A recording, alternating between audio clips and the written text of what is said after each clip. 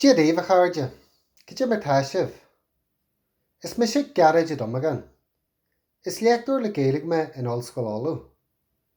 Is as an lorgan me, agus drastal me scoil Níomh Mícheál. This is a shout out to all the St Ronan Irish students. Tásúlagam go bhfuil sibh buint sult agus tarabha a Seachtain na Gaeilge.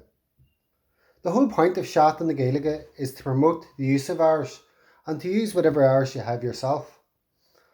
Agus bhfuil live, that using my own Irish has been pretty beneficial.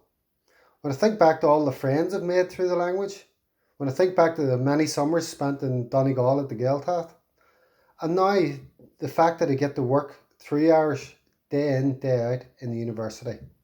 So it's rud úsaide é. Mar sin dá Gaeilge, lorigi agus bigi bradul asti. Mai sibh.